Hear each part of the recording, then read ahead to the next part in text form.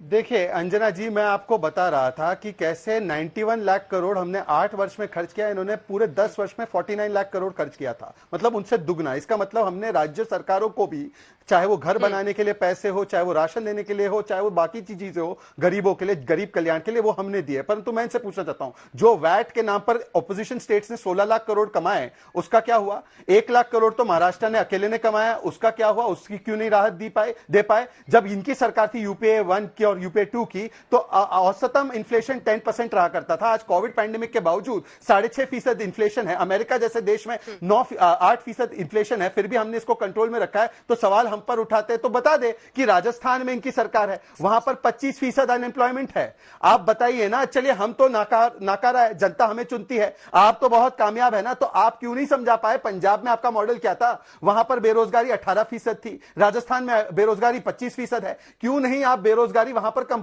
कर पाते? क्यों नहीं महंगाई महाराष्ट्र में कम कर पाते? ये इसलिए नहीं कम कर पाते हैं क्योंकि आपके पास कोई समाधान है नहीं, और ना आपके पास नेतृत्व है। हाँ, और केवल एक ही चीज है, हिंदुओं के खिलाफ नफरत फैलाना, और जब दंगाइयों पर कार्रवाई होती है तो उन दंगाइयों को बचाना।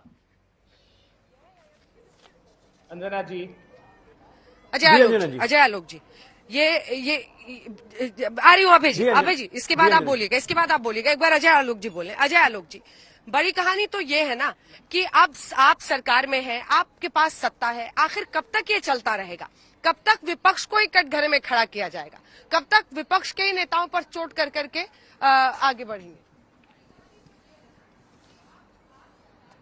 अंजना जी, अब क्या करें हम लोग? हमारा तो कोई रिश्तेदार रोम में है नहीं कि उनको कटघरे में खड़ा करें। हमारे सामने तो जो विपक्ष होगा उसी की कमी न गिनवाएंगे। अब बिहार में 15 साल का राज हम लोग कहते हैं, तो कहते हैं 15 साल क्यों कर रहे हो? बात दरअसल ये है ना, एक पिक्चर का डायलॉग था अंजना जी, इस थप्पड़ की गूंज तुम्हें सुनाई देगी। तो प्रधानमंत्री जी थप्पड़ तो नहीं मार सकते बेचारे, लेकिन उनके शब्दों की गूंज जो है ना, वो कांग्रेसियों को, आरजेडी को, सबको विचलित कर देती है, क्योंकि सब सच्चाई के साथ भरे रहते हैं। भ्रष्टाचार की बात कर रहे हैं, भ्रष्टाचार इनके घर में है, सारे नेता बेल पे हैं, तो क्या बात करेंगे? तो ये शब्दों की गूंज जो है इतनी जोर से लगती है कि तिलमिला जाते हैं। देखिए दोनों में सिमिलैरिटी कितनी है, आरजेडी और कांग्रेस में। दोनों तिलमिला गए, लेकिन सवालों का जवाब नहीं दिया कि प्रधानमंत्री जी ने गलत क्या कहा, जरा ये बताइए। 2 संविधान से 1 संविधान किया या नहीं 370 हटा के, ये बता दीजिए, हाँ या ना। और राजीव गांधी जी ने कहा था कि नहीं, तो 85 पैसे अगर चोरी हो जाते थे तो किसकी जिम्मेदारी थी? सरकार की ना।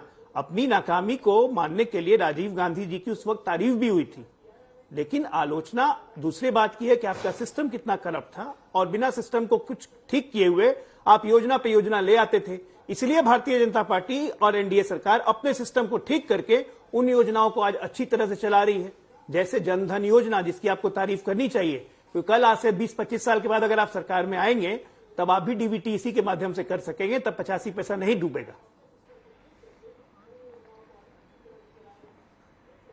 नवल किशोर जी, वो कह रहे हैं कि ऐसे वाजिब सवाल है, और अल्टीमेटली तो टेस्ट लोकतंत्र का ही होता है ना। लोकतंत्र की परीक्षा सबसे बड़ी, ऐसा थोड़ी है कि इन जो 5 राज्यों के चुनाव हुए थे उसमें विपक्ष ने इन तमाम मुद्दों को नहीं उठाया था, जोर शोर से उठाया था, लेकिन फिर भी 4 राज्यों में बीजेपी जीतती है, और एक जो कांग्रेस के हाथ में था वो भी निकल गया। ये बिल्कुल सही कहा आपने, उसमें कोई दो राय नहीं है, और उसको हम मानते भी हैं। लेकिन मानना तो ये भी चाहिए ना कि इतने दिन से शासन में है, जो 15 साल और 15 साल की बात करते हैं, वो 2005 से हैं। बिहार सबसे गरीब राज्य क्यों है? सबसे ज्यादा बेरोजगारी वहां क्यों है? सबसे ज्यादा पलायन वहां पे क्यों है? सबसे ज्यादा कानून की हत्या क्यों होती है वहां पे? और फिर भी नीतीश कुमार जी इतने आसानी से क्यों बीजेपी के लिए स्वीकार है? क्योंकि बीजेपी जो भ्रष्टाचार करती है, सृजन से लेकर 70 भ्रष्टाचार की गिनती जो नरेंद्र मोदी जी ने खुद कही थी, उसको संरक्षक है। बीजेपी संरक्षक है उसका। वैसे भ्रष्टाचारी को पोसना, पालना और उसके नेतृत्व में काम करना बीजेपी की आदत है।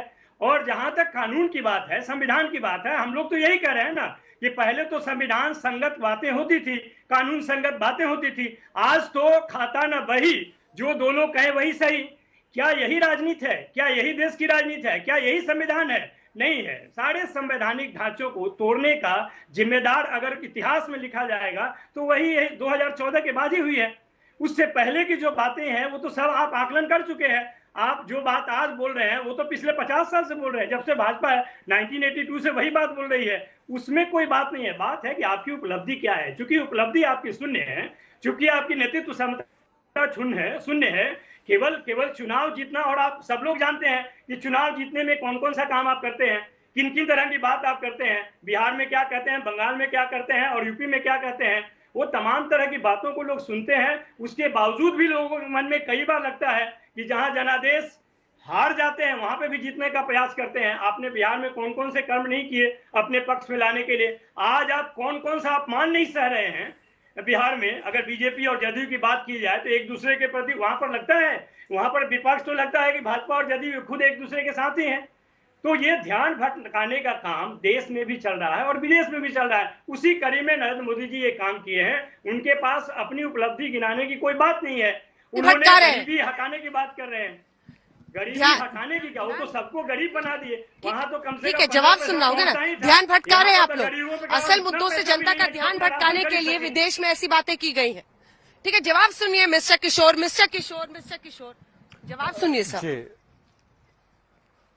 जी हाँ, देखिए अंजना जी, मुझे पूरी उम्मीद थी कि ये जो पारिवारिक फर्म के प्रवक्ता हैं, वो पारिवारिक फर्म के प्रवक्ता आते आते डिबेट के अंत में जनता को और हमारे संवैधानिक संस्थाओं को कोसना शुरू कर देंगे। ये चुनाव क्या है जी, ये जनता क्या है जी, इनको तो बेवकूफ बनाया जा सकता है, ये चुनाव को तो मैनिपुलेट किया जा सकता है, ये इनका डीएनए और चरित्र यही है। परंतु मैं सवाल पूछना चाहता हूं अंजना जी, हमारे प्रधानमंत्री, आपके, मेरे, अभय जी के, अगर वो मानते हो, सबके प्रधानमंत्री ने केवल इतना कहा कि पहले 100 रुपया भेजते थे, 85 खा जाते थे, अब 100 रुपया भेजते हैं, 100 रुपया मिलता है। ये तो देश की वाहवाही हुई। अब मुझे पता नहीं अभय दुबे जी को इस देश की वाहवाही से क्या बुराई लगती है, कोई और देश की वाहवाही करनी चाहिए। देखिए, हम लोग विदेशी नहीं है, ना हमारा नेतृत्व विदेशी है, ना हमारी विचारधारा विदेशी है। हम तो इसी देश की प्रशंसा कर सकते हैं, पर इस देश की प्रशंसा और बिचौलियों की बुराई ये अभय दुबे को क्यों बुरी नजर आई? ये अभय जी आपके देखने का नजरिया है। अगर आप भ्रष्टाचारियों के साथ और विदेशियों के साथ खड़े होने के बदले